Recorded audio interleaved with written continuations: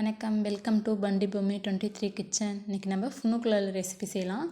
இது சாப்பிட்றதுக்கு ஸ்மூத்தாக கிறிஸ்பியாக சூப்பராக இருக்குது. வாங்க எப்படி செய்யலாம்னு பார்க்கலாம். 3 கப் இட்லி மாவு, 1 கப் மைதா மாவு எடுத்துக்கலாம். அது நல்லா மிக்ஸ் பண்ணிக்கலாம். நல்லா மிக்ஸ் பண்ணிவிட்டு 1/2 கப் பெரிய வெங்காயம் வந்து பொடிசாக கட் பண்ணி வச்சதை சேர்த்துக்கலாம். அதையும் சேர்த்துட்டு பின்னாடி நல்லா மிக்ஸ் பண்ணிக்காங்க.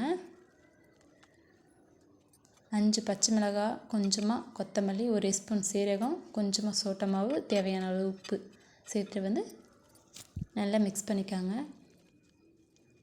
நல்லா மிக்ஸ் பண்ணிவிட்டு அப்படியே வச்சுருங்க ஒரு 5 நிமிஷம்.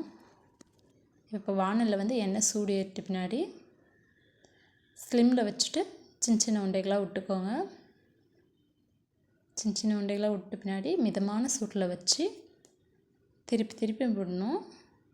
அப்படிங்க விட்டிங்களான்னா ஒரு பக்கம் ஒயிட்டாக ஒரு பக்கம் கலர் சேஞ்ச் ஆகி இருக்கும். அதனால் திருப்பி விட்டே இருங்க. அப்போ தான் எல்லா பக்கமும் ஒரே மாதிரி ஒரே கலரில் இருக்கும்.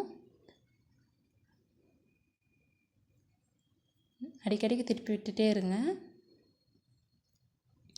கோல்டன் கலரில் வரணும்.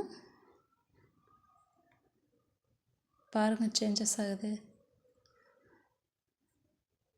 கோல்டு கலரில் மாறிட்டே வருது பாருங்கள்.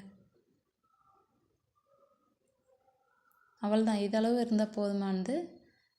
எடுத்துடலாம். இப்போ ரெடி ஃபார் ஃபுனுக்குலர் ரெசிபி. தேங்க்யூ ஃபார் வாட்சிங். பிடிச்சிருந்தா லைக் பண்ணி சப்ஸ்கிரைப் பண்ணுங்கள். தேங்க்யூ.